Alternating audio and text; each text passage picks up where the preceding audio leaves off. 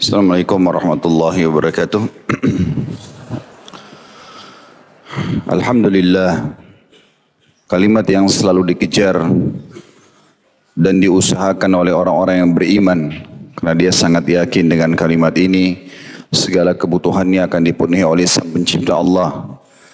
Allah telah menjadikan kalimat Alhamdulillah sebagai kalimat terima kasih kepadanya, dan terima kasih atau bersyukur ini penyebab utama segala kebutuhan akan dipenuhi oleh Sang Pencipta Allah.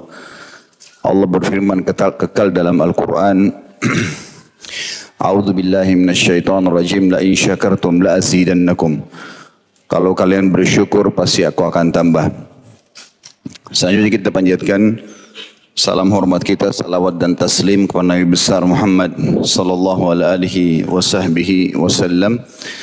Karena juga ingin mengejar apa yang telah Allah janjikan dan Allah perintahkan untuk mengucapkan salam hormat kepada manusia terbaik ini, dan satu kali salam hormat akan dibalas dengan 10 kali rahmat dari Allah, dan rahmat Allah sangat luas, masuk dalamnya pengampunan dosa, peninggian derajat dan pemenuhan segala kebutuhan. Melanjutkan pada buku kita Adab Mufrad yang tulis oleh Imam Bukhari rahimahullah, dan kita akan masuk ke bab 136, masalah kedermawanan jiwa. Setelah sebelumnya sudah panjang lebar kita menjelaskan bab tentang akhlak yang mulia. Hadis pertama dalam bab ini, hadis nomor 276.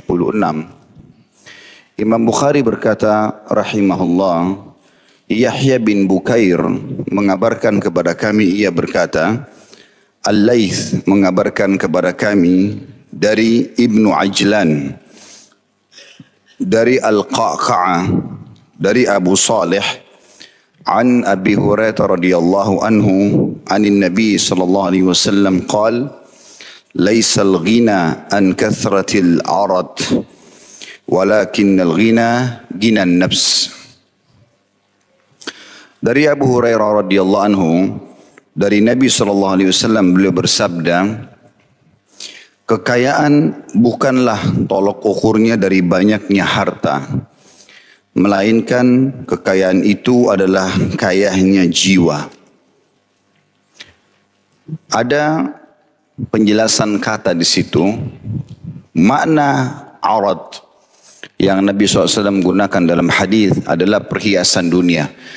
Maksudnya masuk semuanya, rumah, pakaian, tunggangan, harta simpanan, emas, perak. Masuk dalam satu rangkuman kalimat dalam bahasa Arab atau satu kata, yaitu arad. Sementara makna kalimat ginan nafs, hati tidak mengamati apa yang ada di tangan manusia atau kekayaan jiwa. Kandungan hadis ini yang pertama, kekayaan hakiki yang terpuji adalah kekayaan jiwa, yaitu merasa puas dan sedikit hasrat padanya, bukan banyaknya harta dan hasrat menambahnya. Yang kedua, kekayaan jiwa diperoleh dengan kekayaan hati, yaitu seseorang hanya membutuhkan Robnya dalam setiap urusan, ridho terhadap segala ketentuannya, N-nya besar kata ganti Allah, mensyukuri nikmat yang ia peroleh dan meminta pertolongan kepadanya, N-nya juga besar kata ganti Allah, untuk menghilangkan segala kesulitan yang ia alami. Kita masuk sekarang ke syarah hadis seperti biasa. Kalau ada yang bertanya, apakah Islam menyuruh saya menjadi orang kaya? Maka jawabannya iya. Karena memang dalam syariat Allah Subhanahu wa taala ini, hampir seluruh lini kegiatan ibadah ada hubungannya dengan harta. Seperti misal sholat 5 waktu. Kita butuh minimal perangkat sholat itu sendiri, ya pakaian, ya sejadah. Kita butuh tempat seperti masjid misalnya. Karena motivasi dalam agama, Sholat di masjid lebih besar daripada sholat di rumah. Bagi laki-laki diutamakan, bagi perempuan juga diperintahkan untuk ke masjid. Karena Nabi SAW menekankan kaum laki-laki untuk pergi ke masjid. Kecuali punya udzur syar'i. Atau ada halangan atau memang dia tidak sempat. Ya. Karena memang terhalang dalam arti kata ketiduran, karena udzur-udzur syar'inya. Karena mules, sakit perut, karena sakit. Atau karena memang tidak mendengarkan azan atau jauh dari masjid dan seterusnya. Tapi bagi wanita juga diperintahkan. Kata Nabi SAW, La tamna'u ima Allahin masajid. Jangan pernah kalian melarang hamba-hamba Allah wanita untuk mendatangi masjid. Dan kita tahu aktivitas masjid sangat banyak. Selain sholat 5 waktu, juga di zaman Nabi SAW digunakan untuk menjamu tamu yang datang, tamu-tamu negara. Juga termasuk Nabi SAW menerima anak-anak bayi yang baru lahir kemudian ditahnik. Ya. Kemudian juga digunakan untuk menyusun pasukan dan sekian banyak fungsi masjid. Jadi bukan hanya sholat 5 waktu. Nah sekarang untuk punya masjid kita butuh harta. Nggak mungkin tidak. Gitu. Kita sekarang misalnya di sini sholat di masjid ini, maka kalau azan misalnya sebentar duhur kita sholat semuanya. Kita dapat pahala masing-masing. Imam juga dapat pahala karena mengimami makmumnya. Muadzin mendapatkan pahala semuanya karena dia yang panggil hayya 'alas shalah, hayya 'alal falah. Ayo menuju sholat, ayo menuju kepada kemenangan. Tetapi ada orang yang mungkin tidak hadir di sini. Tetapi dia dapat pahala kita semua.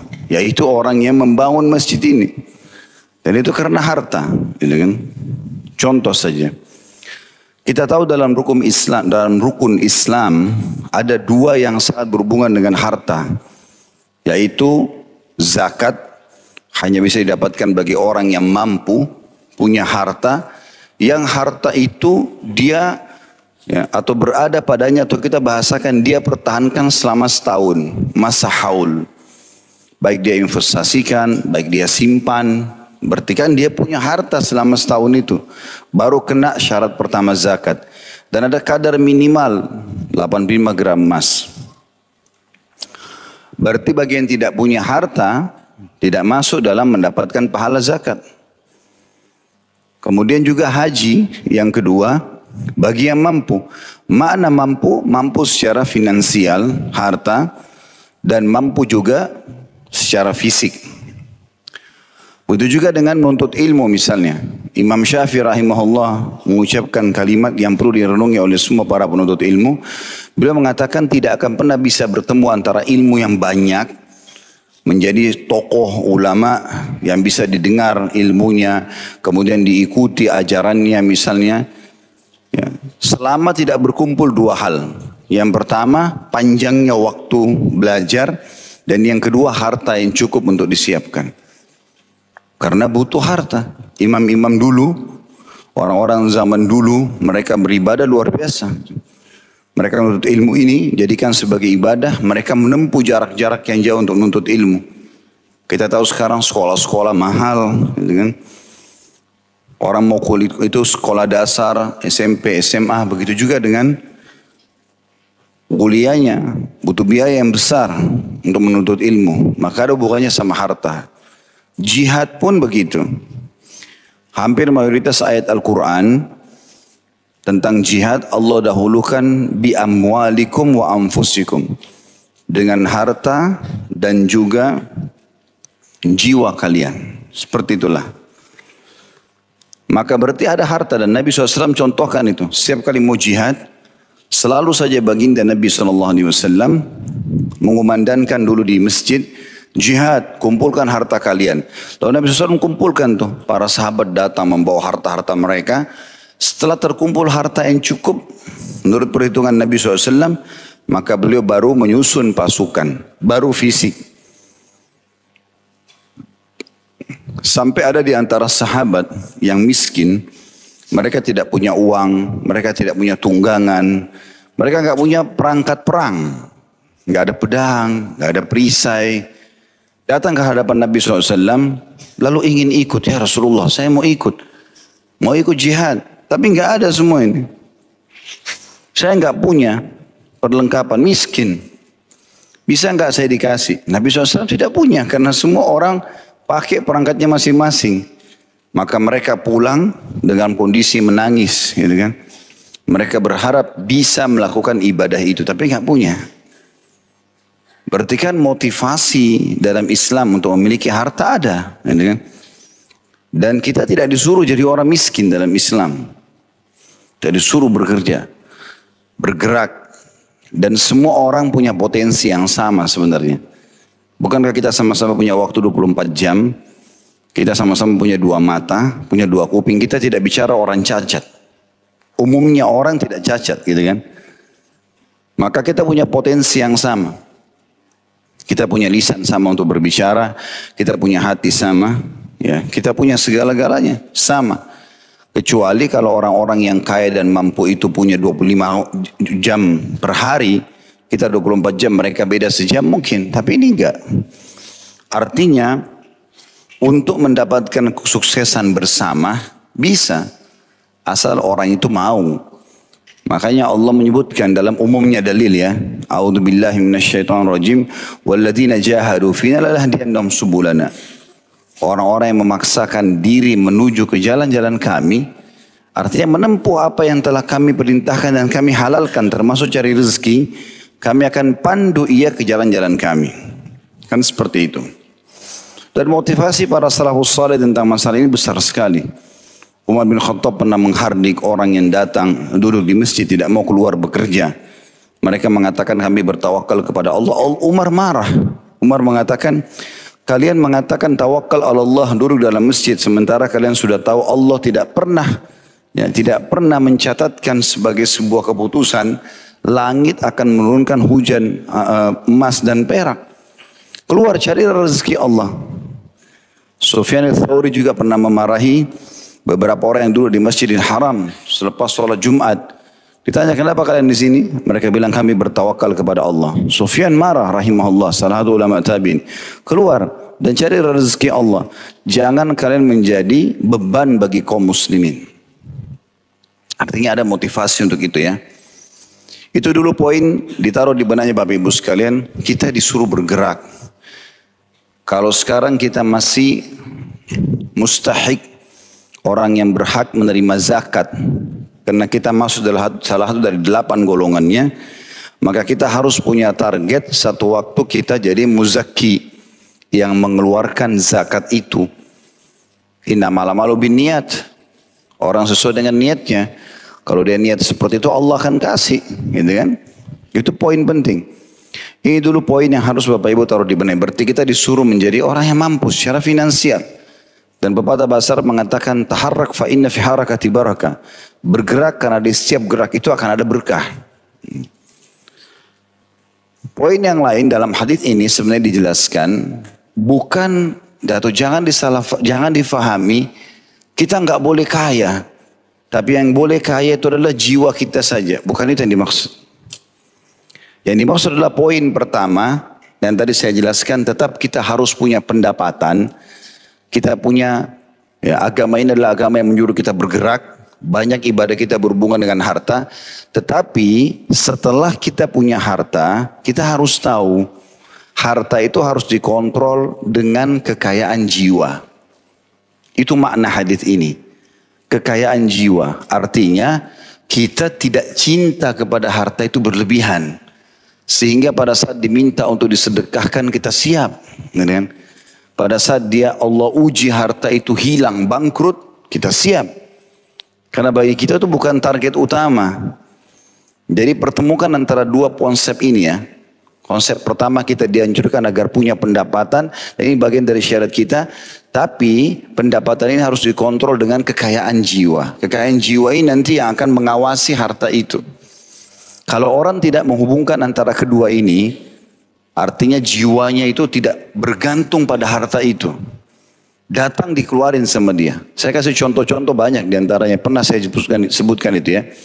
Abdurrahman ibn Auf radhiyallahu anhu itu pernah kedatangan keuntungan 1 peti emas. Dan tidak pernah dia untung sebanyak itu sebelumnya. Dia gelisah, nggak bisa tidur. Lalu kemudian istrinya tanya kenapa? Dia bilang saya nggak pernah dapat keuntungan sebanyak ini. Lalu apa keinginanmu? Kita harus sedekahkan, keluarin. Jangan ada di rumah ini, jadi beban nanti. Kalau kita meninggal, ada ini nanti akan dipertanggungjawabkan, minta pertanggungjawaban oleh Allah.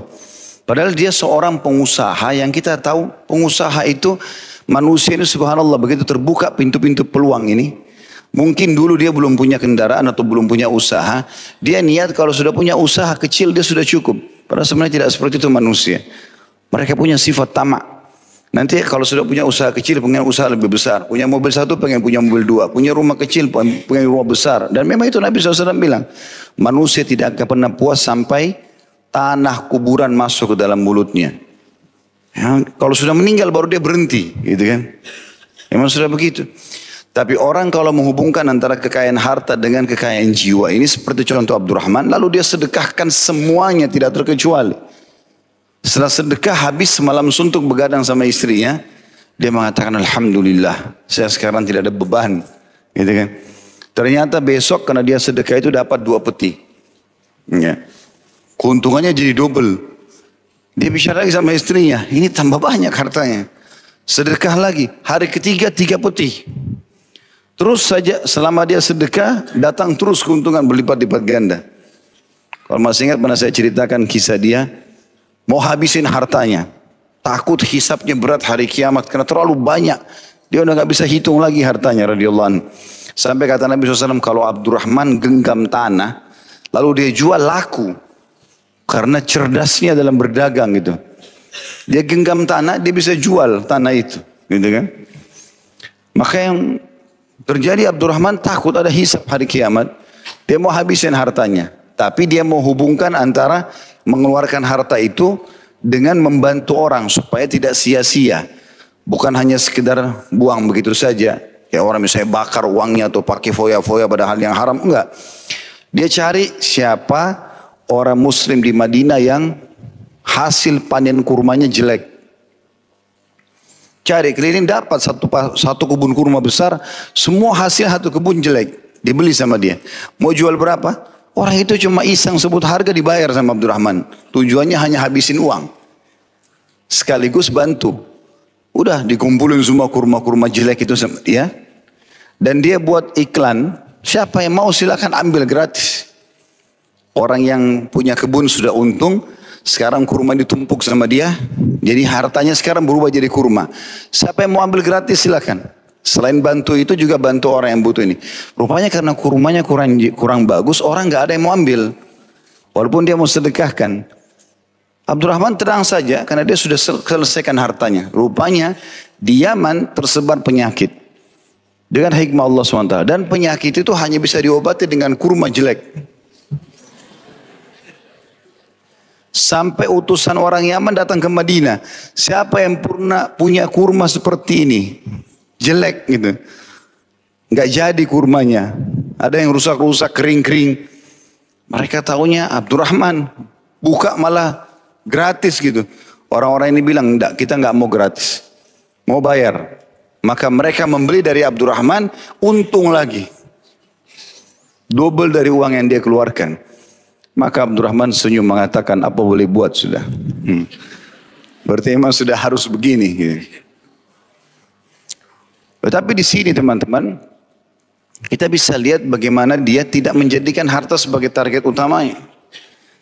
Salah satu orang yang tidak punya, contoh saja orang yang tidak punya kekayaan jiwa ini, begitu punya harta disimpan dan tidak boleh orang lain tahu, gitu kan?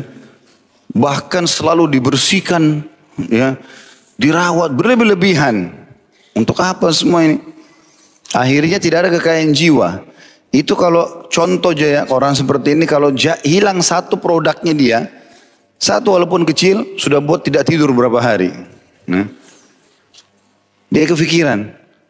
Tapi kalau orang-orang yang punya kekayaan jiwa, walaupun mahal produk itu, dia bisa sedekahkan kepada orang lain. Dia bisa berbagi. Walaupun dia butuh, dia kasih orang lain. Itu sikap para sahabat. Sa'ad bin Ubadah radhiyallahu anhu pernah punya rumah di dekat rumah Nabi SAW. Kalau kita gambarkan Jakarta ini seperti di Menteng. Karena masjidnya Nabi pada saat sudah dibangun, sekitar rumah masjid Nabi itu sudah jadi mahal semua tanah. Karena ada masjid Nabi, ada Nabi di situ, orang berlumba-lumba tinggal di situ. Sa'ad ibn Ubadah ini adalah orang kaya raya, punya rumah banyak. Waktu Fatimah dan Ali radhiyallahu anhum majma'in butuh rumah, mereka punya tempat jauh. Maka Sa'ad langsung menawarkan, ambil rumah ini. Lalu Sa'ad pun pergi ke pinggiran kota Madinah tinggal, sementara rumah itu rumah yang sangat leks, dikasih cuma-cuma. Pernah juga ada sahabat Nabi datang, dia punya sebuah kebun kurma, Bayruha namanya, itu kebun kurma itu pas depan masjid Nabi, depannya kiblat. Nah, kalau sekarang sudah pelataran masjid ya, depannya itu kebun kurmanya subur, ada sumber mata air, bagus sekali di situ. Dan kebun terbaik kurma di Madinah adalah kebun itu. Lalu kemudian dia datang kepada Nabi SAW, dia mengatakannya, Rasulullah, apakah benar Allah mau minjam dari kita? Karena pada saat itu turun firman Allah SWT yang bunyi, a'udzubillahi minasyaitonir rajim, man dzalladzi yuqridullaha qardan hasanan fayudha'ifahu lahu adha'afan katsira. Siapa yang mau meminjamkan buat Allah hartanya, Allah akan balas dengan berlipat-lipat ganda. Ada bahasa meminjamkan. Dia bilang, ya Rasulullah, apakah Allah mau pinjam dari kita? Kata Nabi SAW, iya. Maksudnya dengan kau sedekah, Allah anggap itu pinjaman. Nanti Allah akan kasih dengan balasan yang banyak gitu. Maka dia bilang, ya Rasulullah, harta yang paling saya cintai adalah Bayruha ini. Ini kebun yang paling subur, sumber pendapatan paling besar buat saya. Saya jadikan pinjamkan untuk Allah. Dia kasih, dia sedekah gitu. Maka akhirnya berkatalah pada saat itu Nabi SAW, sungguh sebuah perniagaan atau hutang piutang yang sangat menguntungkan. Lalu dia mengatakannya, Rasulullah, apa saran anda? Siapa yang saya kasih? Kata Nabi SAW, aku melihat kau bagi-bagi di kerabatmu. Maka dia pecah-pecah kebun itu, dibagilah kepada kerabatnya. Pernah ada sahabat lain datang, dia mau bangun bangunan di tanah yang dia beli, tapi tanah itu subhanallah ada pohon kurma tumbuh di situ punya tetangganya. Jadi kayak halang jalan masuk ke dalam rumah itu kalau dia bangun. Dia datang kepada Rasulullah SAW. Ya Rasulullah, ada satu pohon kurma menghalangi saya masuk ke dalam rumah. Saya mau beli dari yang punya, tidak mau dia. Tidak mau. Bisa nggak anda bantu saya? Maka Nabi SAW kirim informasi kepada orang itu. Lalu Nabi SAW mengatakan, kasihlah pohon kurma itu. Rupanya dia nggak mau. Dia pengen jual pohon kurma itu. Dia memang pengen jual kepada tetangganya ini, gitu kan? Maka ada seorang sahabat berlalu mengatakannya, Rasulullah, biar ini urusan saya. Dia ketemu sama pemilik pohon kurma itu, dia mengatakan, kau mau nggak kurmamu itu saya tukar dengan 600 pohon kurma? Bukan satu, 600. Dia bilang tentu saja mau. Langsung dibayar sama orang tersebut. Ini 600 pohon kurma, ini satu. Lalu datang kepada Nabi SAW, ya Rasulullah, satu pohon kurma sudah buat anda. Silakan anda mau kasih siapapun. Mau kasih orang yang pemilik rumah itu atau yang lainnya. Jadi mereka siap mengorbankan harta itu kepada siapa saja. Nabi SAW pernah musim dingin dikasih jubah sangat bagus, indah. Beliau sudah tampan, bajunya bagus, masuk ke masjid. Orang semua kagum satu masjid lihat Nabi SAW pakai itu. Berdiri satu sahabat, langsung bilang, ya Rasulullah, baju anda bagus, berikan kepada saya. Baru dipakai sudah diminta. Antum mau gak gitu, baru beli baju, bagus pak, kasih saya. Orang gila kali ini kan. Masa baru pakai baju sudah diminta. Tanpa ngomong Nabi buka, langsung kasih dia di depan sahabat. Ambil.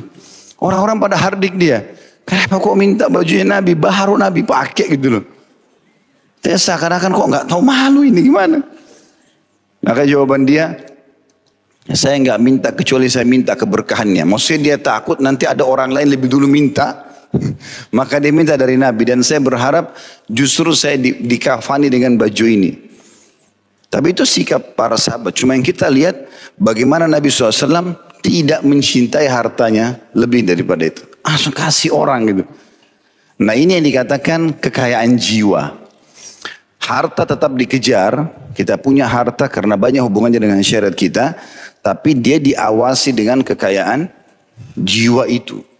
Bagaimana kita tidak berlebihan. Nah, caranya supaya kita bisa masuk pada tingkat ini, yang pertama baca keutamaannya. Ya, seperti di antara hadis yang kita sebutkan ini, dan bagaimana contoh-contoh para sahabat Nabi, para Nabi SAW dan para sahabatnya ridwanullah alaihim dan para salafus salih mencontohkan itu. Kemudian coba mulai dari sekarang, mulai melatih diri bersedekah dengan harta yang paling Bapak Ibu sukai. Dengan niat bukan orang yang menerima, tapi untuk Allah Subhanahu wa taala. Misal coba lihat baju yang paling kita suka, baju apa? Kalau kita nggak sedekahkan itu, kita cari baju yang sama, nilai yang sama, coba bersedekah seperti itu. Puncak sedekah itu pernah saya sebutkan ini, kalau Bapak Ibu keluar mencari orang, bukan tunggu diminta. Kita memang mengejar sedekah itu, lalu kita mengeluarkan sedekah itu senilai nikmat yang Allah berikan kepada kita. Misal saya kasih contoh itu hari, kita makan di satu restoran. Kemudian kita cocok, misalnya kita makan satu porsi 50.000, anggap 100.000 dengan jusnya segala macam 100.000. Baik, kita beli porsi yang sama, berikan kepada tukang parkir, bawa mungkin ada orang susah di jalan, mampir, kasih kepada mereka. Saya kadang-kadang terapi diri saya sendiri, teman-teman sekalian. Kalau saya lagi lihat pas jalan mau pergi taklim, tentu kalau ke sini saya dari Condet cukup jauh, jadi harus naik mobil. Tapi kalau di dekat-dekat sekitar sana di hari-hari biasa, hari kerja juga yang lain, saya biasa naik motor. Saya sering lihat itu, banyak orang kita susah. Tidak pernah saya pergi taklim, pulang taklim itu tidak ketemu orang susah. Ada saja bajunya kotor, nggak pakai sendal, dorong gerobak, anaknya ikut di gerobak itu kotor, barang-barang bekas. Orang lewat nggak ada yang mampir. Saya coba mampir, berhenti. Pak, sebentar Pak, ini ada makanan, ini ada ini, saya kasih. Itu mukanya luar biasa, senyum, berterima kasih. Terus kita salaman sama dia itu seperti sudah salaman apa gitu, kayak orang enggak, kayaknya mustahil orang mampir terus salaman sama dia kasih sesuatu.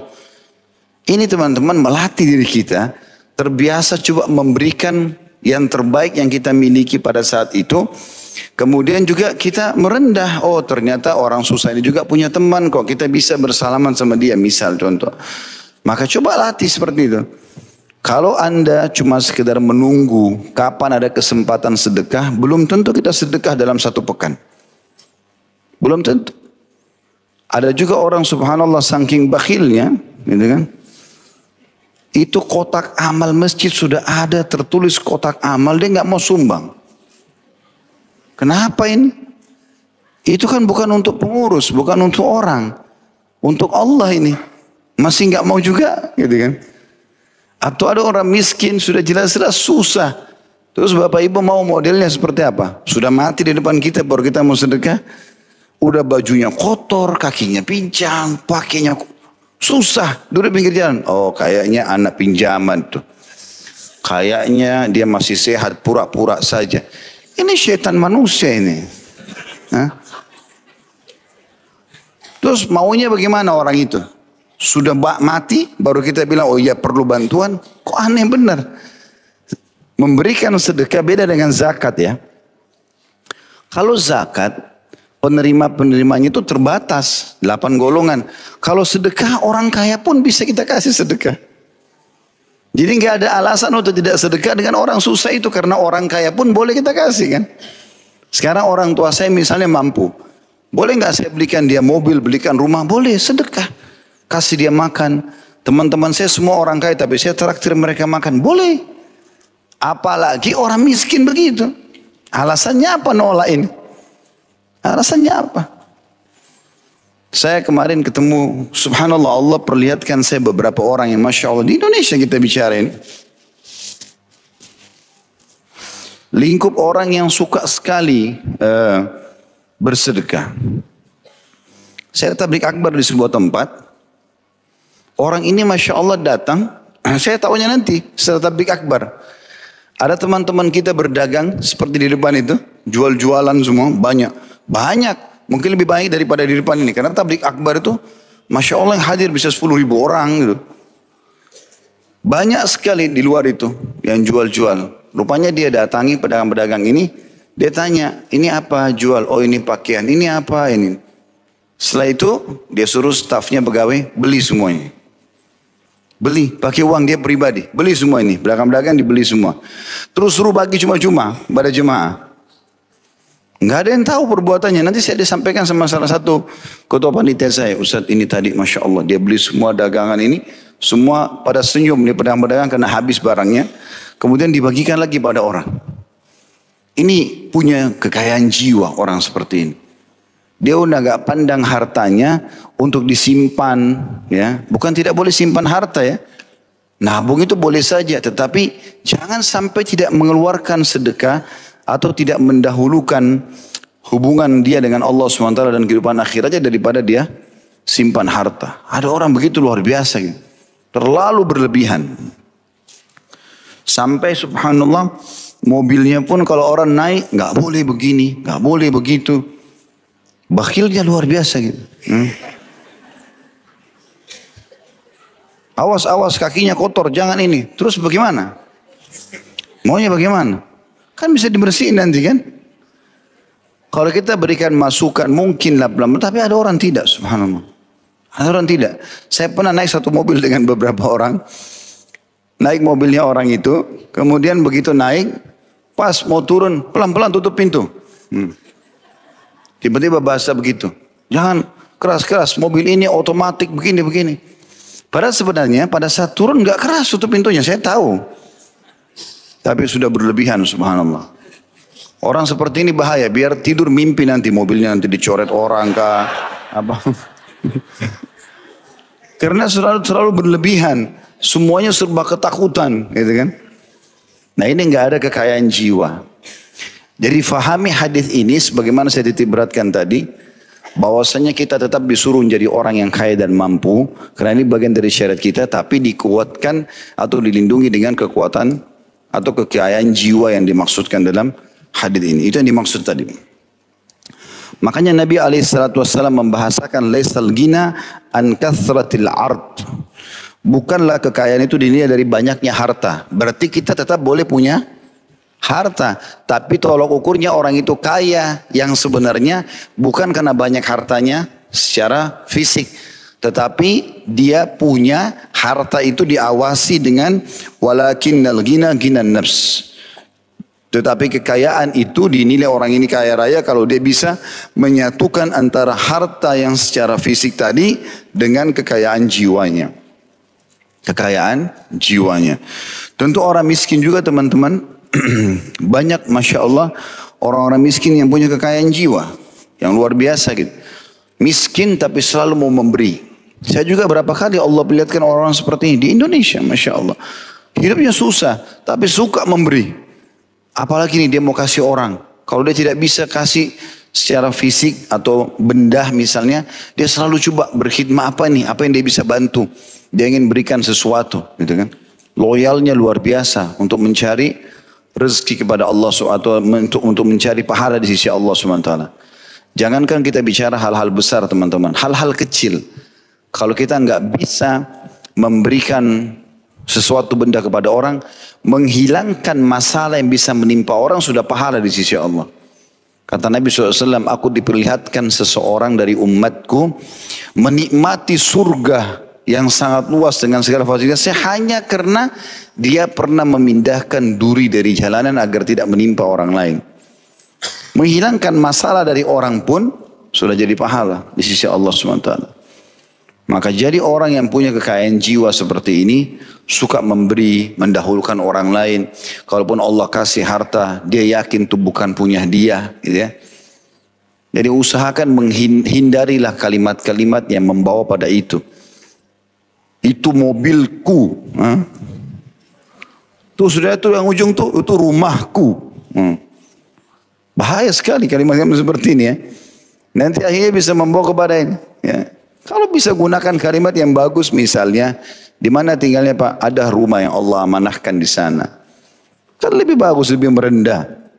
Itu yang paling besar sebelah kanan tuh, itu rumahku. Nah. Itu mobil yang paling baru tuh tahun 2019 tuh mobilku tuh. Sudah lihat? Kadang-kadang kalau naik mobil bolak-balik buka jendela untuk memperlihatkan ke orang. Kalau dia yang sedang setir mobil. Baiklah. Tertawa ini sebenarnya menandakan tahu diri. Nomor 277. Imam Bukhari berkata rahimahullah, Sulaiman bin Harb mengabarkan kepada kami, ia berkata, Hammad bin Zaid dan Sulaiman bin Al-Mughirah dari Thabit an Anasin radhiyallahu anhu qal, khadimtu an-nabiyya sallallahu alaihi wasallam 10 sinin, fama qala li uffin qat, wa ma qala li syai'in lima af'alu, ala kuntu fa'altu, wala li syai'in fa'altuhu lima fa'altah. Dari Anas radhiyallahu anhu beliau berkata, aku mengabdi kepada Nabi SAW selama 10 tahun. Tidak pernah beliau mengucapkan kepadaku, maksudnya kamu ini ya. Dan tidak pula beliau menanyakan sesuatu yang belum aku lakukan. Mengapa tidak engkau lakukan? Tidak pula sesuatu yang aku lakukan, mengapa engkau lakukan itu? Kandungan hadis di situ tentu ada kosakata, penjelasan kata. Artinya beliau tidak pernah mengeluh. Nabi SAW tidak pernah mengeluh sebagai tuan rumah. Ungkapan ini digunakan untuk menampakkan keluhan atas segala sesuatu yang mengecewakan.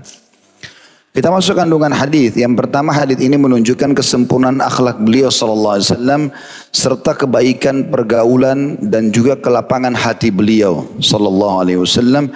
Selain itu, beliau sallallahu alaihi wasallam tidak pernah mencela pekerjaan Anas dan menghardik kesalahan yang ia lakukan. Yang kedua, tentu ini ada contohnya ya.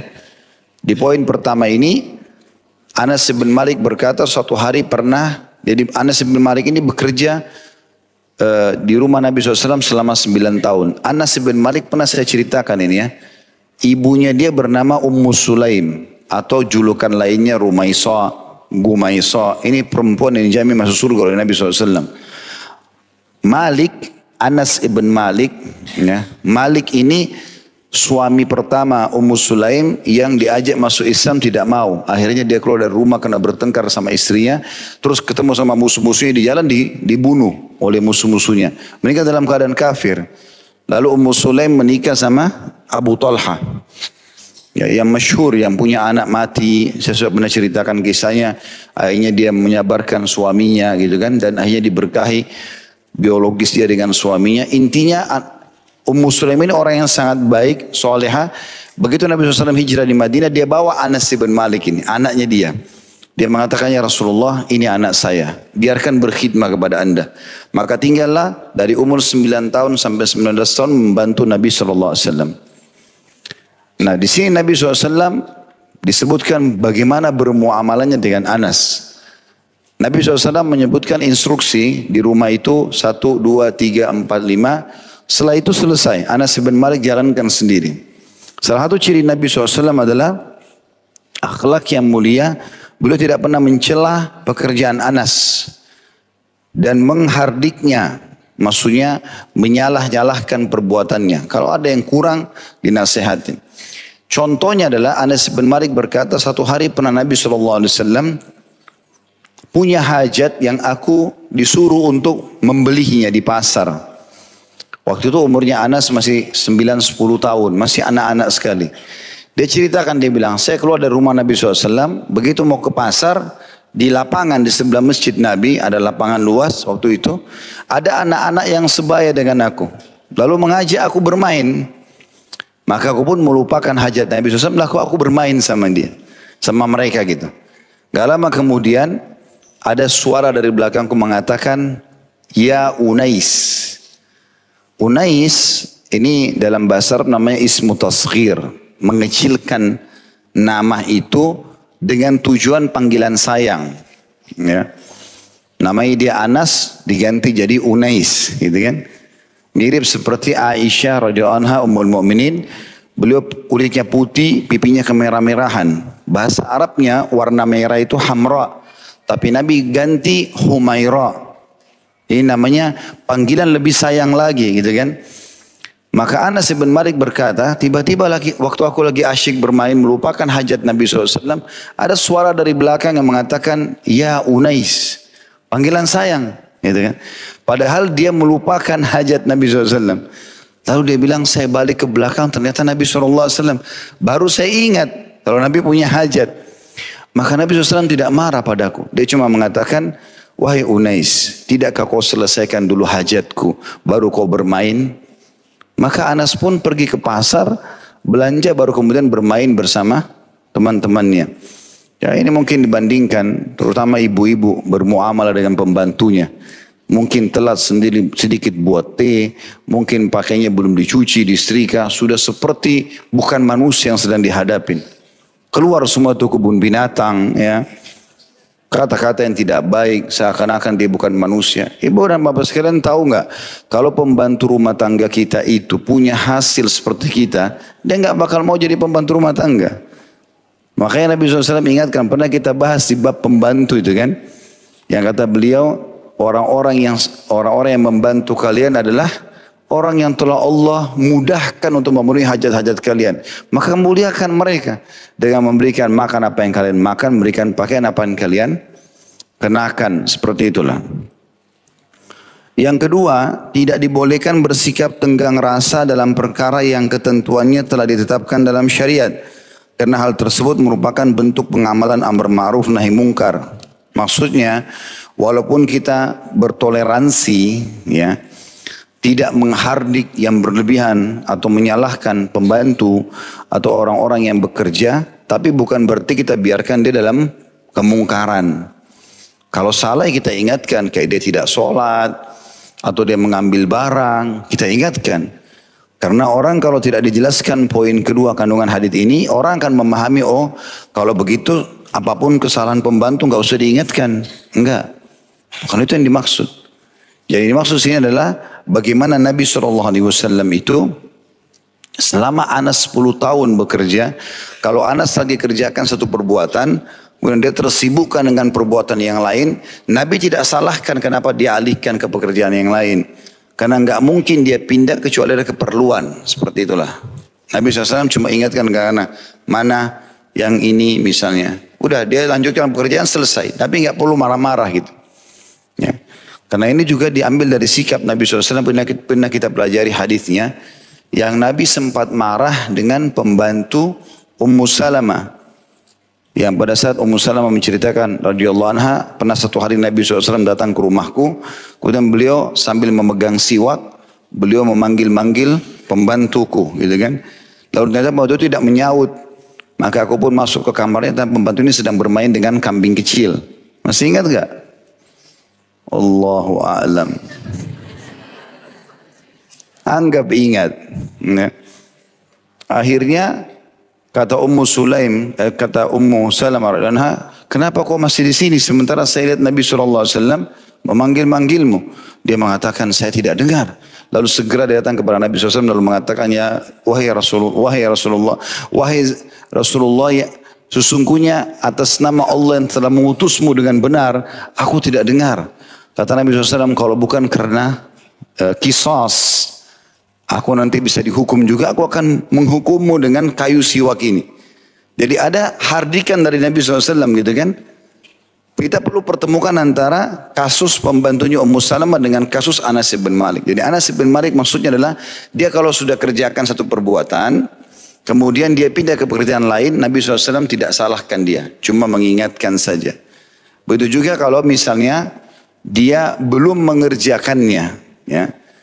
Kemudian memang dia sudah niat mau mengerjakan, oleh Nabi SAW dibiarkan. Tapi kalau dia lupa, dia tidak kerjakan, Nabi ingatkan, sallallahu alaihi wasallam. Gitu kan? Jadi jangan sampai salah faham dengan hadis ini tentunya. Di sini kita ambil pelajaran dari hadis. Tadi itu kandungan hadis, kita ambil pelajaran. Anas bin Malik membantu Nabi SAW selama 10 tahun. Dan ini satu hal yang sangat mulia tentunya, karena orang menjadi pembantu makhluk yang mulia, manusia terbaik Nabi Muhammad SAW adalah perbuatan yang sangat mulia. Ya, tentu kita juga kalau hidup di zaman itu kita berharap jadi pembantu Nabi SAW. Ya, bagaimana kita bisa berkhidmat dengan beliau, dan banyak sahabat menawarkan diri seperti itu. Di antaranya Abdullah bin Mas'ud radhiyallahu anhu khusus karena dia ingin mengabdi sama Nabi, nggak ada celah lagi kecuali menyiapkan sendal dan siwak Nabi. Maka dia ambil itu. Ya Rasulullah, biar ini buat saya. Karena inginnya berkhidmat dengan Nabi SAW. Dan dia lakukan itu. Ada juga yang khusus. Nah, Nabi SAW punya banyak orang yang berkhidmat kepada beliau. Dia juga pernah punya khusus orang yang mengatur pelana di kudanya. Gitu kan. Ada juga yang khusus untuk menemani Nabi SAW kemana-mana. Zaid bin Haritha. Dan kadang-kadang disuruh memenuhi hajat-hajat yang bahkan sempat diangkat menjadi anak angkat. Gitu kan. Dan seterusnya. Ada beberapa orang, sahabat-sahabat memang yang bekerja bersama Nabi SAW. Jadi selain Anas bin Malik juga banyak yang lainnya. Nah, ini sebenarnya kemuliaan khusus. Pelajaran pertama dari hadis ini adalah kedudukan Anas bin Malik radhiyallahu anhu yang pernah menjadi pembantu Nabi SAW. Saya pernah jelaskan itu ya. Salah satu muridnya Anas bin Malik di saat dia sudah tua sekali di wilayah Irak adalah Iyas al-Muzani rahimahullah, salah satu ulama tabi'in. Ya, kalau anda punya anak Allah kasih laki-laki bisa menamakan Iyas. Iyas al-Muzani, ini Iyas dengan niat seperti orang soleh ini. Sangat cerdas. Sampai dikatakan kalau diberikan perumpamaan kecerdasan bagi umat Muhammad SAW maka tidak akan luput nama Iyas. Iyas rahimahullah seorang qadhi atau hakim yang sangat alim. Dia pernah belajar murid utamanya Anas bin Malik ini dan murid-muridnya banyak. Pernah Anas bin Malik kasih dia apel. Kemudian diambil sama dia, lalu dia cium-cium apel itu. Orang-orang pada tanya ke dia, murid-muridnya, kenapa anda cium apel itu? Dia bilang, bagaimana saya tidak menciumnya? Saya menerima apel ini dari tangan yang pernah ya menyentuh tangan Nabi SAW. Maksudnya Anas bin Malik. Karena punya kedudukan sendiri orang ini. Dan Anas bin Malik termasuk orang yang paling banyak, atau termasuk juga yang banyak meriwayatkan hadis. Setelah deretan Abdullah bin Umar, ya, radhiyallahu anhu majma'in, dan Abdullah bin Abbas. Dia menyebutkan bahwasanya khadimtun Nabi sallallahu alaihi wasallam asyara sinin. Dia memastikan kalau dia menjadi pembantu untuk Nabi SAW selama 10 tahun berturut-turut dan tinggal bersama Nabi alaihi salatu wassalam. Kemudian potongan selanjutnya, fama qala li uffin qat. Nabi tidak pernah uff. Kata uff artinya menghardik, memarah-marahi. Ya, Nabi tidak pernah melakukan itu. Wa ma qala li syai'in lima af'alu. Dan tidak pernah pula beliau menanyakan sesuatu yang belum aku lakukan. Ya, maksudnya di sini tentu ada pemahamannya ya. Kalau ada Nabi SAW butuh sesuatu, Nabi sampaikan kepada Anas. Tapi kalau misal Nabi sudah instruksikan dan dia belum kerjakan, Nabi nggak nanya lagi. Yang penting Nabi sudah sampaikan kalau itu perlu dikerjakan. Gitu kan? Contoh tadi saya kasih gambaran, waktu Anas bin Malik bermain sama teman-temannya di lapangan, gitu kan? Nabi tetap ingatkan, oh ya Unais, kenapa kau tidak selesai hajatku dulu baru kau bermain? Jadi ini berhubungan dengan masalah tidak ada hardikan, tapi Nabi juga datang mengingatkan. Karena kalau orang tidak faham seperti itu, maka orang akan memahami kalau begitu pembantu kerjaan tidak kerjaan tidak usah diingatkan. Tidak, bukan itu ya. Selanjutnya juga dikatakan, ala kunta fa'alta, mengapa engkau tidak melakukan? Ya, maksudnya di sini adalah hardikan saja. Langsung. Kenapa kau tidak sapu? Kenapa kau tidak pel? Kenapa kau tidak begini? Bahasanya Nabi tidak pernah gunakan. Tapi kalau pembantu misalnya belum mengepel, belum nyapu, maka dia mengatakan sebaiknya menyapu sama pel dulu baru kerjakan itu. Ya. Jadi pemilihan tutur kata yang baik. Betahnya pembantu mungkin di rumah tentu dengan muamalah-muamalah yang baik juga dari tuan rumah ini, bagaimana menjadikan dia sebagai manusia yang dihormati, seperti itulah.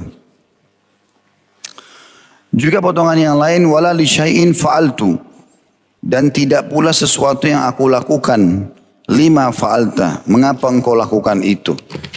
Jadi Nabi SAW berikan kepercayaan full, setelah ada instruksi di rumah, kerjakan ini, kerjakan ini, kerjakan ini. Kalau Anas bin Malik memilih pekerjaan A dari yang B misalnya, misal menyapu sama mengepel, dia dahulukan mengepel. Nabi tidak pernah tanya, kenapa kau ngepel duluan dan nyapu? Ini contoh saja ya. Tentu di zaman dulu tidak ada pel.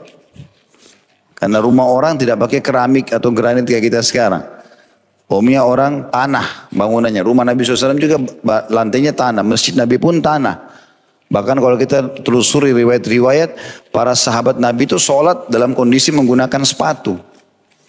Karena masjid tanah, gitu kan. Dan itu hukumnya dibolehkan selama tidak ada najisnya. Seperti itulah.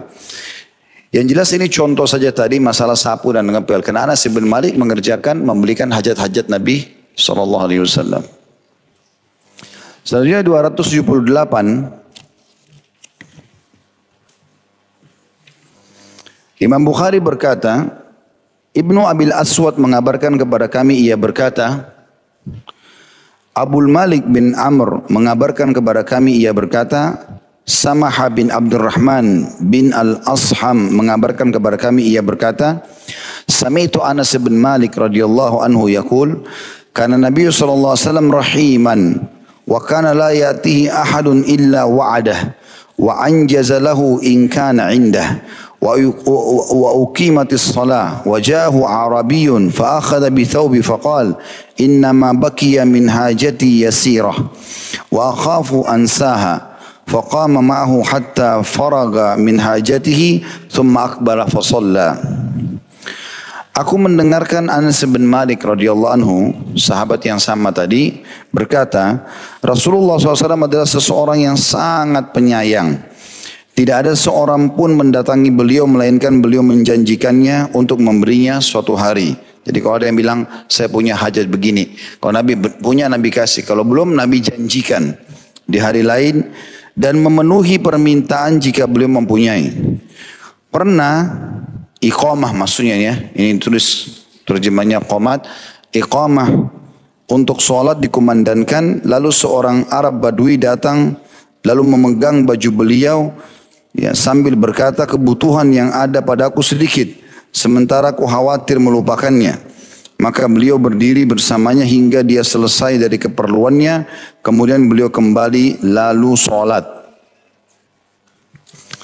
Kandungan hadis ini, yang pertama Rasulullah SAW merupakan pribadi yang senantiasa menghiasi diri dengan akhlak terpuji dan sempurna.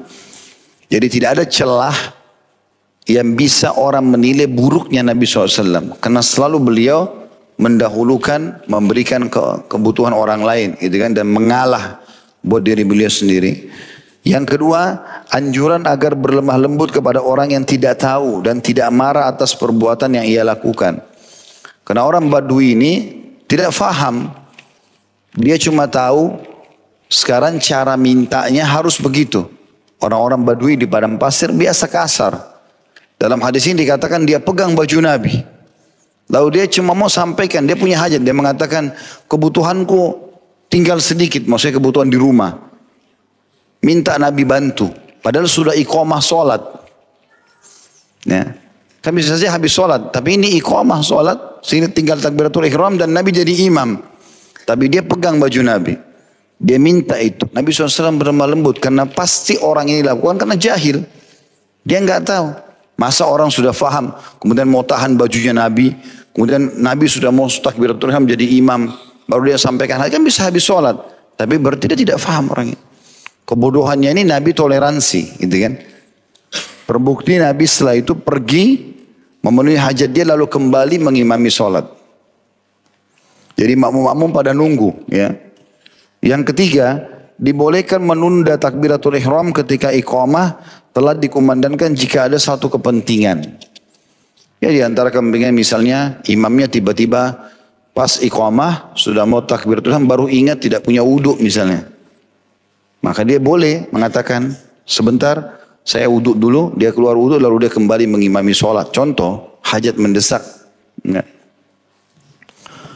Yang keempat, hadis ini merupakan dalil bahwa hukum langsung sholat setelah iqamah dikumandangkan bukan sunnah muakkadah. Karena dibolehkan menunda sholat setelah iqamah dikumandangkan jika ada kepentingan. Ya, maksudnya kalau ada hajat, selesaikan dulu. Di antaranya yang perlu digarisbawahi oleh para imam, sebelum dia takbiratul ihram, jangan buru-buru. Jangan karena iqamah, desakan jiwanya harus segera takbir. Tidak, luruskan saf. Nabi SAW tidak takbiratul ihram sampai sudah memastikan saf itu rapi. Jadi teman-teman kalau juga masuk masjid, jangan tergoda oleh syaitan. Ini imam kok lama benar takbirnya. Sibuk. Yang sana rapiin pak. Sana lurusin. Ibu-ibu di belakang lurusin. Itu memang kewajiban dia. Harus dia luruskan. Bahkan para sahabat mengatakan, Nabi SAW sebelum takbiratul ihram, kalau merapikan shaf, beliau merapikan seperti merapikan busur-busur panah. Jadi orang kalau mau manah, itu kan harus rapi tuh. Rapi baru bisa dilepas, kalau enggak meleset nanti. Nabi SAW mengatur shaf kami seperti mengatur anak-anak panah yang akan dilepaskan dari busurnya. Dan Nabi SAW meratakan dada-dada kami. Ya. Setelah itu baru beliau takbiratul ihram. Ya, saya lihat soalnya ada beberapa masjid begitu. Sebagian imam yang sudah faham sunnah Nabi SAW ini, mereka ingatkan. Istau, wa'tadilu, luruskan, rapatkan. Yang di sana, yang di sini. Bapak tolong maju. Lalu ada makmum yang kecewa. Ayo pak, sholat aja. Seakan-akan imamnya gak usah banyak bicara. Habis takbir langsung aja. Habis iqamah langsung aja takbir. Ini malah tidak sesuai dengan sunnah. Sunnahnya justru tidak tergesa-gesa iqamah sampai semua sudah rapi. Abu Hanifah menggambarkan imam itu ibarat juru bicara di hadapan seorang raja. Kita makmum ini seperti orang yang ikut. Jadi biasa kalau orang menghadap raja, dari 5 orang, ada pasti 1 orang yang maju ke depan jadi juru bicara. Yang lain di belakang menunggu. Mungkin kalau dibutuhkan baru dia bicara. Jadi seperti itu harusnya rapi. Maka dia harus tahu yang di belakang ini rapi semuanya. Baru kemudian dia mulai sholat itu. Ini sesuai dengan sabda Nabi SAW juga. Tidakkah kalian mengatur shaf kalian seperti para malaikat di sisi Tuhan mereka? Kata para sahabat, bagaimana mereka ya Rasulullah? Kata Nabi SAW, sudah rapi shaf dulu. Baru dibuat shaf baru, udah rapi. Baru pindah ke shaf yang seterusnya begitu. Baru kemudian takbiratul ihram imamnya. Ini termasuk pelajaran yang harus digarisbawahi. Bahkan Nabi SAW di sini menunda sholat lama setelah iqamah loh. Masih pergi ke rumahnya, ngambil hajatnya orang Badui ini, dikasih dulu baru beliau kembali mengimami sholat. Jadi kalau imam melakukan ini jangan tergesa-gesa dinilai negatif. Karena imam pasti dia faham masalah itu. Saya kadang-kadang kalau imami sholat saya ingatkan itu. Bapak-bapak masuk dalam shaf, terutama di depan saya karena bapak-bapak masuk kakinya. Yang dirapatkan adalah tumitnya. Jadi kalau teman-teman ngatur shaf, tolak ukurnya adalah tumit. Kaki kita bagian belakang, bukan ujung jari-jari kaki depan. Saya selalu ingatkan kalau jadi imam. Bapak ibu sekalian yang diperhatikan tumit-tumitnya. Karena kalau tumit kita, bagian belakang kaki yang sejajar, kita kalau ada di shaf kedua, kita lihat shaf pertama, kita akan lihat shaf itu rapi. Rata semua. Karena telapak kaki orang kan tidak sama panjangnya. Kalau tolak ukur jari-jari depan, seperti sebagian orang ngatur shaf begitu, maka dari belakang kita lihat akan berantakan karena tumitnya ada yang maju mundur. Ya. Makanya tumitnya yang dirapikan. Kalau rapi tumit itu dari ujung sana ke ujung sana, dari belakang orang lihat rapi shaf itu. Walaupun nanti jari-jari kaki ada yang maju karena telapak kaki lebih besar, nggak masalah. Tolok ukurnya itu. Kalau tumitnya sejajar maka pundak akan sejajar, otomatis dadanya pun akan sejajar. Itu yang dimaksudkan dengan merapikan shaf. Dan makmum dianjurkan imam tidak takbiratul ihram sampai dia merapikan itu. Sampai dia melakukan itu. Jadi jangan hardik dan salahkan imam, justru yang menjalankan sunnah Nabi SAW ini. Baik, kita masuk ke syarah hadis lebih jauh lagi insyaAllah. Anas bin Malik berkata, karena Nabi SAW rahimah. Ini dulu digaris bawahi. Nabi SAW itu rahim. Dan makna rahim adalah sangat penyayang. Sangat penyayang. Jadi sangat rahim ini orang Arab membahasakannya kalau tidak pernah marah, selalu lembut, selalu santun, ya, memudahkan urusan. Masuk semua dalam makna rahim. Di antara contoh rahimnya, kasih sayangnya Nabi SAW kepada orang lain adalah dijelaskan setelahnya, wa kana la yatihi ahadun illa wa'adah. Contohnya adalah kata Anas bin Malik, tidak pernah ada orang yang datang menyampaikan hajatnya lalu Nabi tolak. Tapi Nabi memastikan akan memberikan dia. Kalau ada pada saat itu dia kasih, kalau enggak ada ditunda di hari lain dan pasti Nabi akan berikan. Apakah hari yang sama, apakah besok, apakah lusa, tergantung. Biasanya sih umumnya diselesaikan pada saat itu. Karena kalau Nabi SAW tidak punya lagi, beberapa sahabat yang pekah langsung mengatakan, ya Rasulullah saya akan berikan. Ya Rasulullah saya akan tutupi. Seperti itulah. Tapi contoh kasih sayangnya adalah poin ini. Wa kana la yati ahadun illa wa'adah. Tidak ada orang yang datang meminta kalau beliau belum punya kecuali beliau janjikan dan pasti beliau berikan. Wa anjazalahu in kana indah, dan pasti dia langsung eksekusi atau berikan kalau memang ada pada tangannya atau pada dirinya. Gitu kan? Ini pernah saya jelaskan itu. Nabi SAW pernah kedatangan banyak keranjang-keranjang kurma yang masih segar-segar baru dipetik, banyak sekali. Banyak orang-orang miskin datang. Lalu mereka minta, ya Rasulullah kasihlah kami, ya Rasulullah kasihlah kami. Nabi SAW kasih. Sampai habis, Nabi sendiri belum bawa ke rumahnya. Rupanya masih ada orang-orang miskin minta lagi. Nabi nggak punya. Muka Nabi rautnya berubah jadi sedih. Karena nggak bisa memberi. Saking sayangnya gitu pada umatnya ini, ada manusia yang lain gitu. Maka Umar mengatakan, ya Rasulullah, sebagai sahabat dan mertuanya, radhiyallahu anhu, dia mengatakan, ya Rasulullah, Allah tidak bebankan Anda di atas kemampuan Anda. Tidak usah, nggak apa-apa. Anda sudah bantu tadi yang lain. Kalau ini nggak ada, ya bilang aja nggak ada gitu loh. Tapi dia cuma mengatakan Allah tidak bebankan Anda di atas kemampuan Anda. Nabi diam saja. Kemudian Ali bin Abi Thalib, anak mantu Nabi berkata, ya Rasulullah, di korek kantungnya rupanya ada 3 dirham uang. Ini ada sisa uang saya, sedekahlah. Terserah Anda mau tak kasih siapa. Maka Nabi SAW senyum gembira lalu mengatakan, bihadza umirtu. Begini aku diperintahkan. Loyal, suka memberi di jalan Allah Subhanahu wa ta'ala. Ini yang dimaksud. Potongan selanjutnya, wa uqimatis shalah. Dan pada saat itu sudah diiqamahkan salat, wa ja'u a'rabiyyun fa akhadha bi thawbihi. Dan datanglah seorang Arabi lalu tiba-tiba memegang baju Nabi SAW. Sebagian ulama hadis merincikan. Ada yang mengatakan Arabi ini, orang Arab Badu ini, tadinya enggak ikut di saf. Tapi dia dari luar masjid, tiba-tiba datang langsung ke arah imam. Ya, jadi dia bukan dari orang yang ikut sholat, dia langsung datang lalu dia pegang baju Nabi SAW sampaikan mau ada hajatnya. Ada juga yang menjelaskan kalau dia ada di salah satu saf musalli, kemudian dia mendekat lalu dia memegang baju Nabi SAW. Tapi yang jelas orang ini tidak mungkin jauh karena pada saat itu sudah diiqamahkan sholat dan sudah akan takbiratul ihram. Kemudian faqal, dia berkata, innama baqiya min hajati yasirah. Jadi saya masih hajat saya, kebutuhan rumah saya sedikit. Dan sekarang tinggal sedikit sekali. Sudah saya sedikit persiapan, saya butuh sedikit saja sebenarnya. Dan juga sekarang tinggal sedikit. Maksudnya saya takut nanti jangan sampai habis sholat Anda tersibukkan dengan kegiatan lain ya Rasulullah.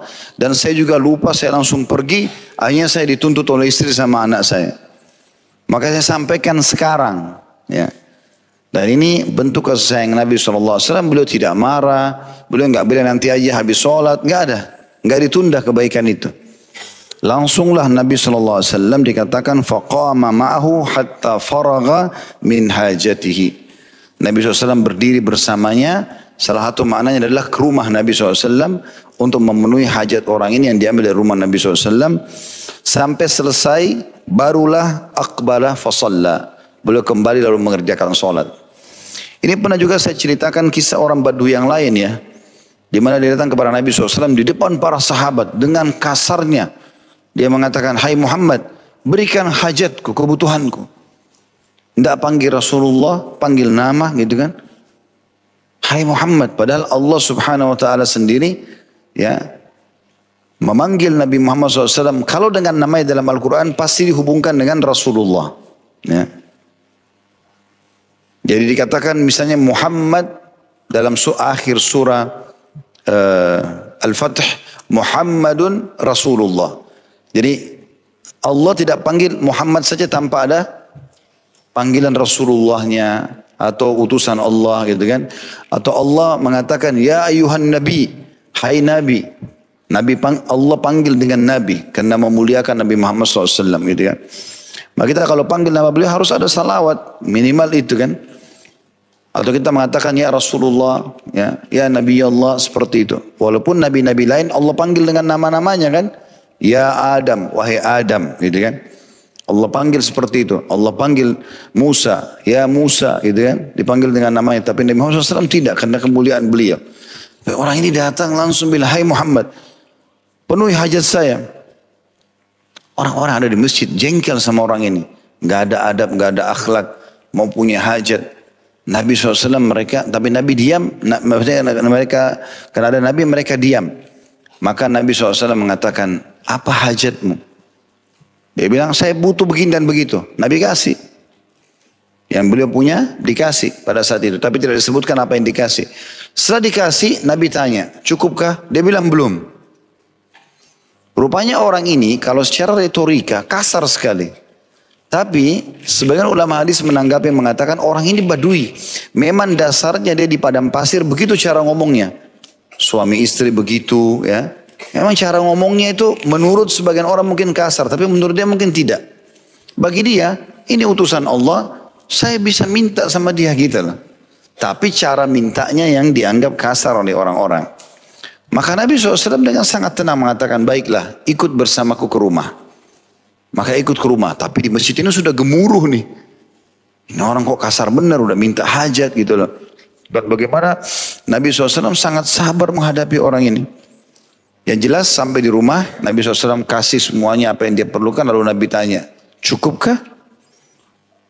Dia bilang, pertama riwayat mengatakan belum. Nabi SAW kasih lagi. Setelah selesai Nabi tanya, cukupkah? Dia bilang iya. Terus dia bilang begini kalimatnya, jazakallahu khairan. Semoga Allah balas anda dengan kebaikan. Nabi SAW subhanallah tidak pegangi kata-kata dia yang kasar-kasar tadi. Nabi pegangi kalimat terakhirnya itu. Nabi mengatakan, sungguh bagus kalimatmu itu. Tadi waktu kamu datang ke masjid, kamu ucapkan kata-kata itu yang awal berbekas pada jiwa para sahabatku. Alangkah baiknya kalau kau gunakan kalimat terakhirmu itu. Apa hajatmu sudah cukup? Dia bilang iya. Apa yang kau ucapkan? Jazakallahu khairan. Saya minta sekarang kau ikut sama saya ke masjid, ucapkan kalimat itu lagi. Bisa? Bisa. Baik, pergi ke masjid. Nabi SAW tidak ingin sahabatnya membenci orang ini. Nanti ketemu di jalan bisa bertengkar segala macam. Nabi tutup fitnah itu. Langsung Nabi SAW mengatakan, tadi saudara kita ini pada saat datang, dia telah mengucapkan kalimat apa yang sudah kalian dengar. Dan mungkin sebagian kalian terbekas dalam hatinya. Tapi ketahuilah, dia mengucapkan kalimat yang baik. Bagaimana saudaraku, sudah cukupkah? Nabi sengaja depan mereka. Iya cukup. Lalu apa yang kau ucapkan? Jazakallahu khairan. Nah lihat, dia sudah mengucapkan kalimat yang baik. Mulai sekarang tidak ada yang boleh ada beban dalam hatinya dengan saudara kita ini. Maka sahabat semua pulang. Ternyata orang ini memang retorikanya seperti itu. Ya. Mungkin sebagian suku di Indonesia mungkin juga ada begitu ya. Bahasa-bahasa yang digunakan kalimatnya ini mungkin menurut sebagian suku yang lain kasar, tapi sebenarnya tidak. Menurut dia biasa. Ya, kan begitu. Saya nggak usah kasih contoh, nanti dikira saya hina suku ini, tidak ada. Mungkin Anda lebih tahu lah. Tapi bahasa-bahasa ini seringkali mungkin di pandangan suku kita atau kota kita, ini bahasa yang kasar. Mungkin menurut dia tidak. Mungkin dia seorang nelayan, biasa teriak-teriak sama orang di laut. Mungkin kata-katanya dianggap kasar gitu kan. Padahal sebenarnya tidak seperti itu. Ya. Maka ini mestinya kita fahami bagaimana bermuamalah dengan manusia. Dan ini adalah contoh dari baginda Nabi alaihi salatu wassalam. Hadis selanjutnya 279 dan insya Allah kita selesaikan sampai hadis 280. Imam Bukhari berkata, Qabisa mengabarkan kepada kami, ia berkata Sufyan mengabarkan kepada kami dari Ibnu Munkadir an Jabirin radhiyallahu anhu qala ma su'ila an-nabiy sallallahu alaihi wasallam syai'an faqala la. Dari Jabir radhiyallahu beliau ia berkata tidak pernah Nabi sallallahu alaihi wasallam dimintai sesuatu lalu beliau mengatakan tidak. Nah ini semua bermakna tadi kekayaan jiwa ya, suka memberi. Karena dia tidak menggantungkan cintanya pada harta yang dia miliki sehingga dia selalu mau memberi. Dan dia faham Allah akan balas dia. Toh akan datang juga penggantinya. Seperti itulah. Faham gak ini? Praktekin ya. Allah jadi saksi.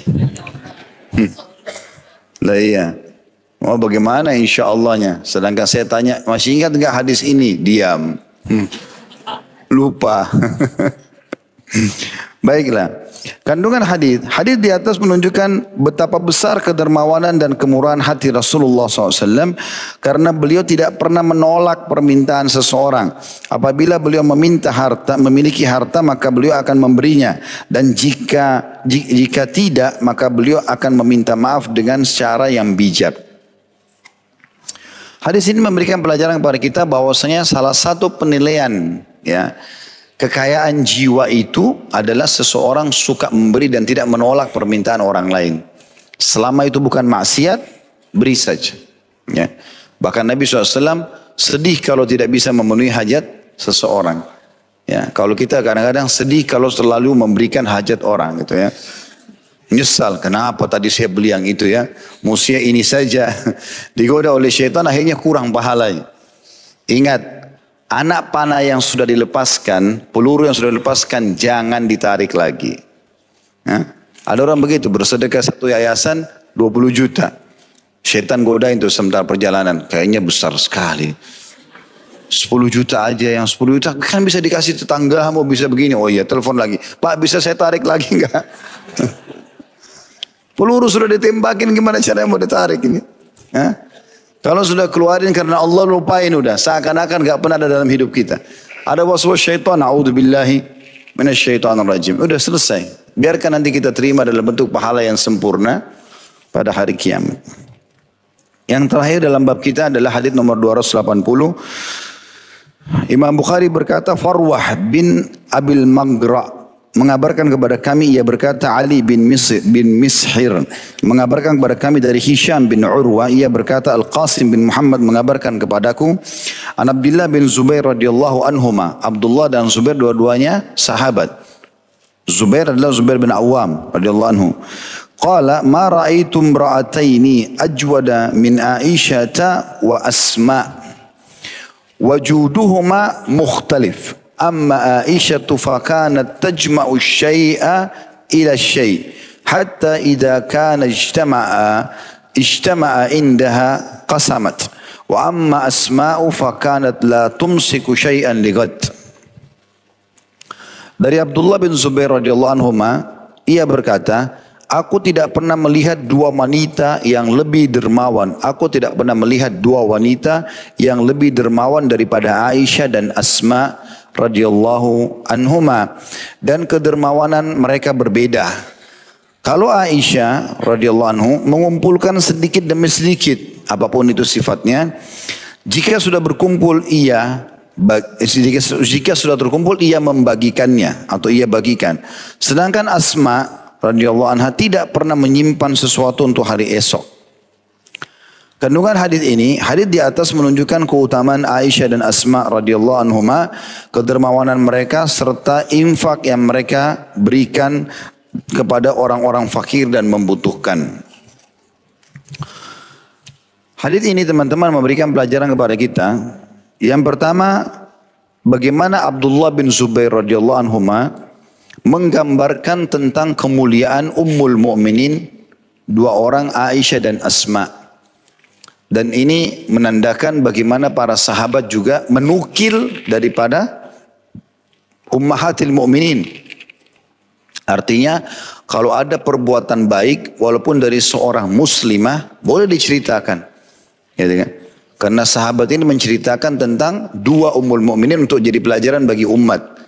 Dan yang digambarkan tentang kekayaan jiwa tadi. Suka derma, suka berderma, suka memberi. Maka dia menyebutkan dua wanita yang dia kenal. Tapi di sini perlu digarisbawahi, bukan berarti istri Nabi yang lain tidak suka berderma ya. Ini penilaian pribadinya Abdullah bin Zubair radhiyallahu anhu.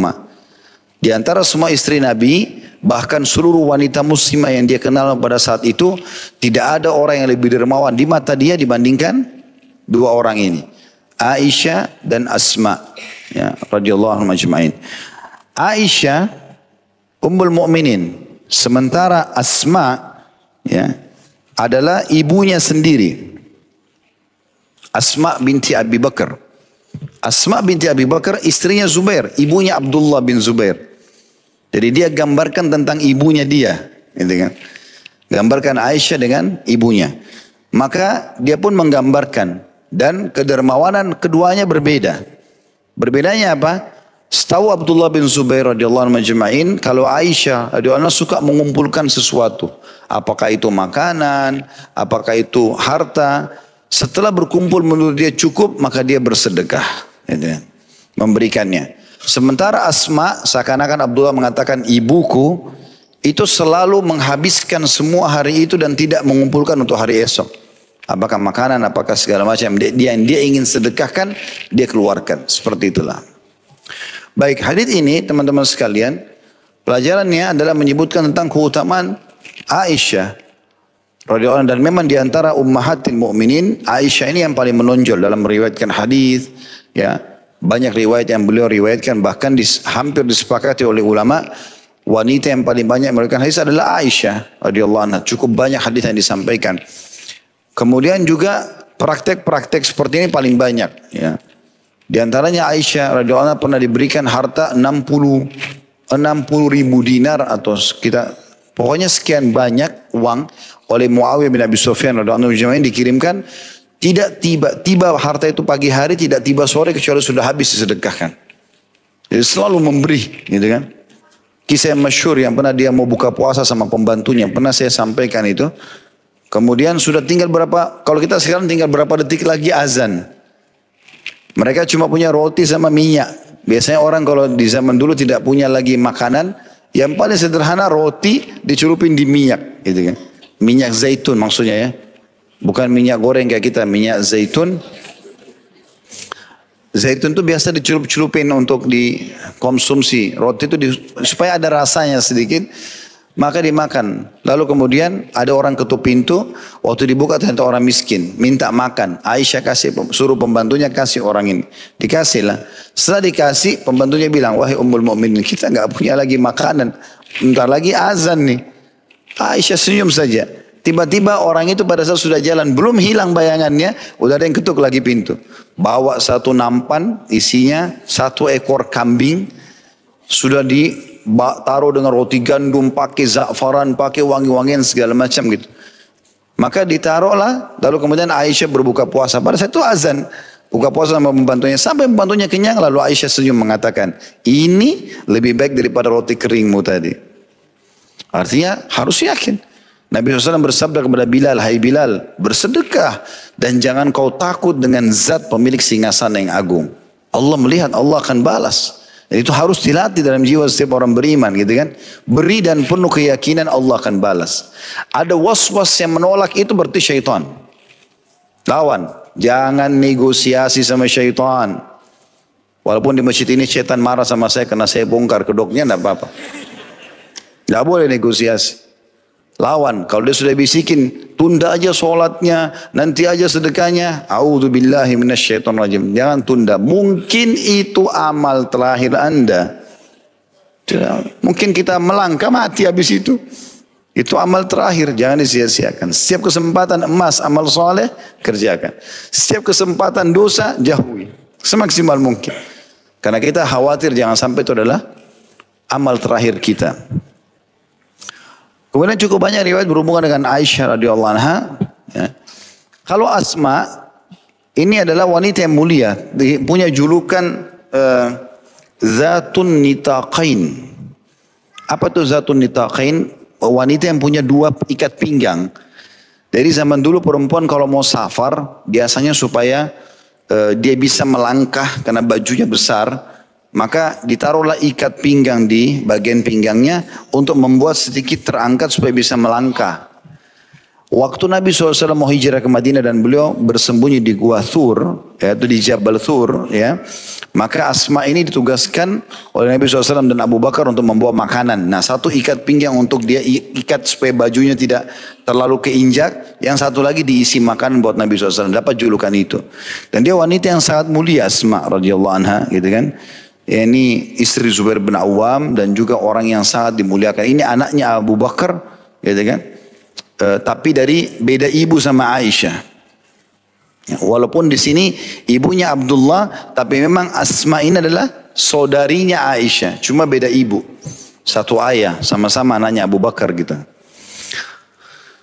Ibunya Aisyah masuk Islam, ibunya Asma belum masuk Islam, seingat saya itu. Makanya Asma pernah mengatakan, ya Rasulullah, maaf, bukan Asma ini, kisah yang lain ini, itu kisah istri Nabi yang lain. Yang jelas Asma sama Aisyah bersaudara, satu ayah dan beda ibu. Seperti itulah. Abdullah menceritakan tentang keadaan mereka. Nah Asma ini orang yang sangat menonjol, suka sekali berkhidmat dengan suaminya. Di antara cirinya adalah beliau sendiri mengatakan, saya selalu mengangkat air dari tempat yang jauh dari sumur di atas kepala, itu untuk memenuhi hajat Zubair, hajat suaminya. Dan aku menggantikan sendiri sepatu kudanya, seperti itulah. Dan itu dipuji oleh Nabi SAW karena punya keutamaan itu. Dan itu termasuk sedekah yang besar untuk suami sendiri, seperti itulah. Tapi saya jadi beratkan ini sebagai penutup. Di antara istri Nabi, ya, jadi bukan cuma Aisyah saja yang terkenal. Karena di sini Abdullah bin Zubair seakan-akan menceritakan tentang ibunya dan tantenya, kan gitu. Karena Aisyah tantenya dia, saudari ibunya, kan gitu. Tapi ada hadis Nabi yang lain memuji tentang istri Nabi yang bernama Zainab radhiyallahu anha. Zainab binti Jahash ini punya keutamaan tersendiri. Karena Nabi SAW pernah bilang begini, nanti kalau saya meninggal, orang yang paling pertama menyusul di antara kalian meninggal setelahku adalah orang yang paling panjang tangannya. Maksudnya istri-istri Nabi. Tapi mereka nggak nanya Nabi waktu itu, apa maknanya panjang itu tangan ya Rasulullah. Kata Aisyah, setelah Nabi SAW meninggal, kami suka mengukur tangan kami. Siapa tangannya lebih panjang. Maka mereka menyangka itu, ternyata bukan. Ya, kata Aisyah, kami memahami maksud Nabi SAW setelah Zainab meninggal lebih dulu di antara kami. Ternyata Zainab ini suka sekali bersedekah. Salah satu cirinya, kalau ada orang bersedekah misalnya dengan makanan, misal dia beli makanan jadi dia kasih, itu kan sedekah. Kalau Zainab enggak, dia buat sendiri baru dia sedekah, hasil buat tangannya. Kalau ada orang membeli baju perang yang dia kasih kepada para mujahid untuk dipakai, kalau Zainab enggak, dijahit sendiri baju perang itu baru dikasih, gitu kan. Maka Nabi SAW memuji keberadaan Zainab ini radhiyallahu anha, dan banyak istri-istri Nabi yang lain juga seperti itu sifatnya. Tapi sekali lagi di sini Abdullah menceritakan tentang ibu dan juga tantenya. Kesimpulannya adalah dari bab ini termasuk kemuliaan jiwa, yaitu sukanya orang mengeluarkan sedekah sehingga dia tidak mencintai harta tersebut dan kekayaan jiwanya lebih menyoal daripada kekayaan hartanya. Allahu a'lam. InsyaAllah kita lanjutkan lagi Kamis akan datang. Semoga bermanfaat. Subhanakallahumma bihamdika. Asyhadu an la ilaha illa anta astaghfiruka wa atubu ilaik. Assalamualaikum warahmatullahi wabarakatuh.